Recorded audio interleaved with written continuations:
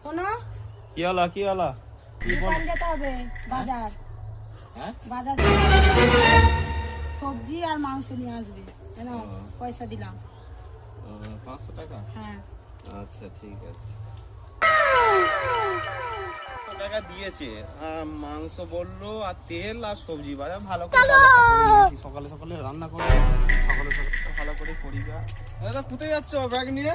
আর বলো না, তোমার বৌদি এই বাজার করতে ব্যাগটা দিল, তেল মশলা ফুরিয়ে গেছে আর মাংস আনতে আরে বললো। 500 টাকার নোট দিয়েছে।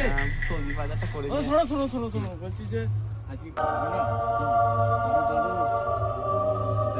আরে খাও, সব ছেড়ে আরে দিয়েছি। ঝুমা বৌদি ভালো মাল তুলেছে, চলো। প্রতিজ্ঞাটা তোমার বৌদির কাছে আমি প্রতিজ্ঞা করি জান। আরে প্রতিকা ফটিকা কিছু ওসব মানলে হবে না, আজকে খেতে হবে, চলো দুই আজকে খাবো।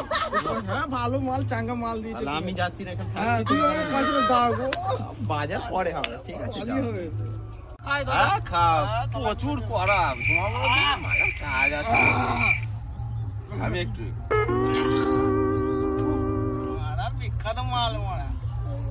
সবটাই খেয়ে ফেলেছি, একটু আর মেরে নাও, একটু আর একটু বাপরে। বলছি যে আজকে কি বলবে না তো বাড়ির লোক?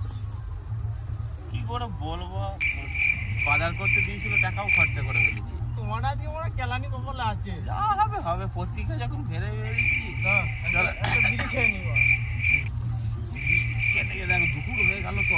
হ্যাঁ বাড়ি বাড়ি যেতে হবে, তোমার তাহলে বৌদি রাগ করবে। হ্যাঁ এবার তাহলে বাড়ি যাও, আমি তাহলে চললাম। ঠিক আছে, তাহলে যাও, যাও ভালো হয়ে যাবে। হ্যাঁ এখনো বাড়ি এলো না, কি ব্যাপার? কি দেখি কি বলে গাড়ি। আমার জুতো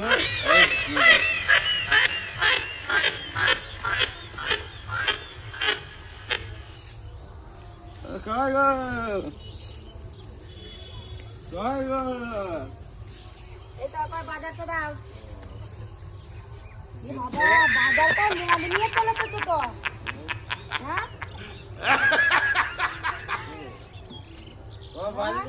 বাজার বলে আর মাছ খাবি?